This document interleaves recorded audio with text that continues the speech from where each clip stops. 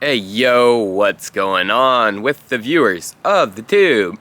Tyler here of chicocrypto, coming to you guys not live, but out in nature, my backyard, once again. How's everybody doing on this Thanksgiving in the United States? So if you're American or you celebrate the holiday outside of America, happy Thanksgiving to you all. Hope you have an excellent day and some excellent food and watch some American football.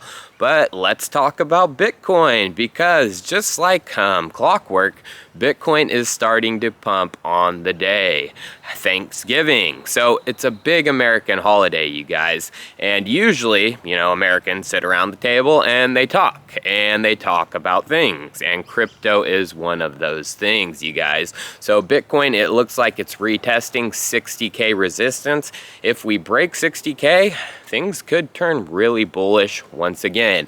And I have a feeling we are going to break that number. But as you saw in the title of this video, you guys, here's exactly when to sell your Bitcoin, or when I'm selling my Bitcoin. Well, like I've said in the past, never, no, I'm just kidding, because I do plan on cashing out some crypto, and probably here soon. So we got to talk about, the cash out strategies, when to sell some of this cryptocurrency and gains that we've had. So there's two theories for Bitcoin. There's the end of December. December is going to be the peak, like it has happened in the last two cycles. Actually, it was the end of November in 2014, and it was in December, the end of it in 2017. So a lot of people think actually that, Bitcoin is going to crash in December. So there's some people that think, hey, cashing out in December is a pretty good idea. So why do people think that? Well, for one reason, it has to do with taxes. People are trying to solidify their gains and solidify their losses once tax season comes, so they're trying to not have, a bunch of taxes run into 2022, and they're trying to cash out and solidify gains or losses in 2021. That's a big reason why, cycles, and when we're in a parabolic cycle, especially Bitcoin going crazy, that it crashes around that time, because people are thinking about taxes for the year and they're not trying to get those taxes into the next year. But there is also, the lengthening cycle theory. Benjamin Cohen, another crypto YouTuber, more technical guy, he talks about the lengthening cycle, and he talks about it a lot. And the prediction, for the lengthening cycle is that the top could be somewhere in March. So it would be probably pretty stupid to cash out, in December if we were going to go on a 3 more month bullish cycle. So what do I personally think is going to happen? Well, it really has to do with the price, you guys. So if the price does go parabolic after, Thanksgiving, and we move really parabolic into December, I'm definitely thinking about cashing out some. And I'm definitely thinking about cashing out near 50%. That is if Bitcoin starts rocketing up towards $50,000, maybe, or not 50, $100,000, or even more, Of course, we're not looking like we're going to hit Plan B's 98K prediction for November, but it is possible that we do just go fully parabolic in December and push up towards 100K. If that does happen, I'm definitely thinking about cashing out some.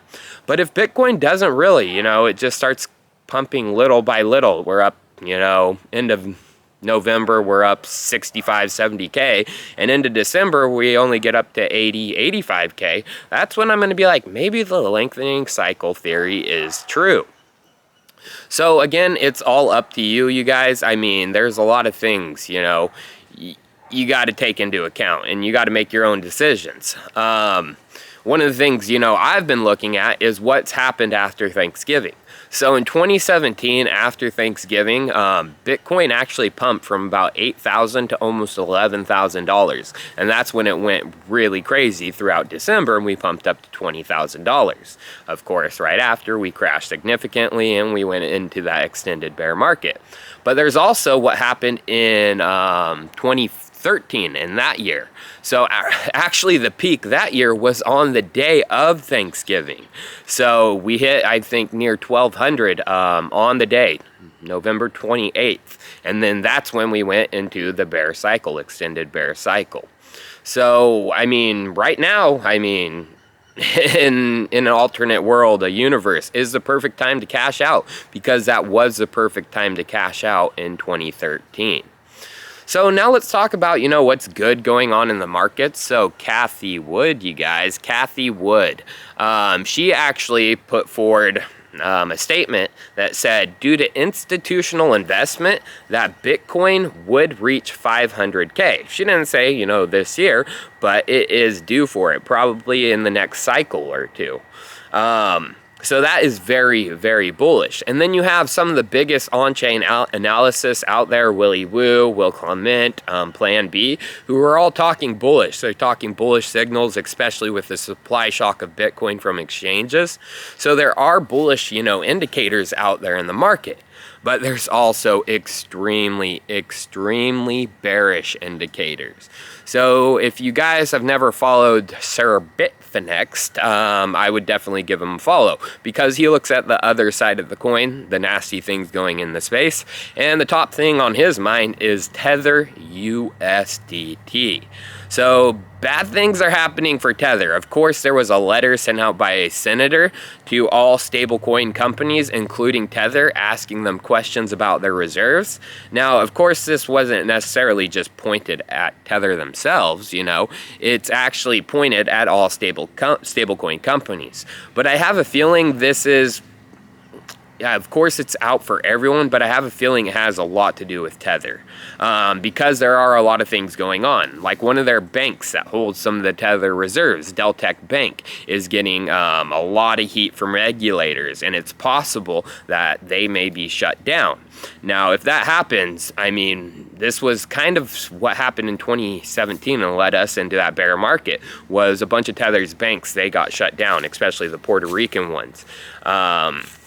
And then we had all that drama with Reggie Fowler, and a lot of it is very similar. I mean, like I always say, the more things change, the more they stay the same, you guys. So be careful with Tether. I mean, there's a lot of things going on. Oh yeah, and then Tether is a big lender out in the crypto space. They lend a lot of Tether out to companies to fund them, get them going, keep them going, and Celsius is one of the biggest out there. They borrow from Tether, and they've borrowed a lot. And here recently, Celsius's CFO was arrested, you guys, and now they're looking to borrow more money. I wonder why. I wonder. So again, you guys, cashing out, it's all up to you, but I would be looking what's going to happen within the next month and a half or two, especially after Thanksgiving. You know, if we do rock it up, you know, I'm going to be probably looking at cashing out here in December. But if the lengthening cycle, we don't go nearly as bullish, we push up 80,000 by the end of December, I'm going to be probably holding for a little bit longer. So just keep an eye on those markets. But now let's finish this episode off with those altcoins. Who doesn't love altcoins? There's some good stuff going on in the space with altcoins. So yesterday I covered 5 that are my top, and I'm going to talk about 3 other ones today.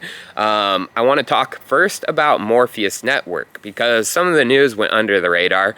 Morpheus has some real world partnerships out there. Of course, there's some ties to Coca-Cola FEMSA. There's ties to the Argentinian government and some of their governmental agencies. But there is also a tie to someone in the crypto space that's pretty freaking big. If you guys have heard of the Doge 1 mission, of course, you know, Z protocol and all the Greek space tokens, but Morpheus Network has actually partnered with them for their supply chain logistics for the mission. So that's big. They are now tied into that.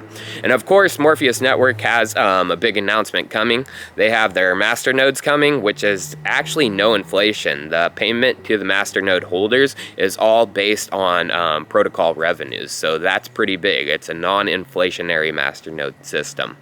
Another cryptocurrency I definitely want to talk about is Ethereum, because Ethereum's supposed to have something massive coming, you guys, massive. Ethereum is having, of course, you know, the testnet for ETH2, the merge, and it is supposed to come out within the next week or two. They said early December.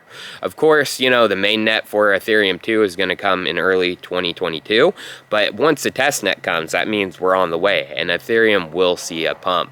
And the final coin I want to talk about is Rocket Pool, as Rocket Pool launched their mainnet, and it's been going extremely well. Rocket Pool price has been trending upwards, and I know I've said I'm going to start a Rocket Pool node.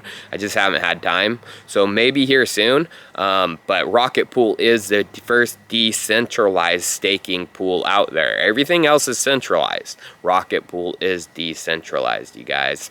All right, you guys, well, I think that's it for me today. Just a short, candid video to talk about, you know, when I'm cashing out. And I am thinking December and possibly after, depending on the price of Bitcoin and its movements. Well, you guys have a happy rest of your day. Happy Thursday. Happy Thanksgiving if you're American. And I will see you guys next time. Cheers. Peace. Oops.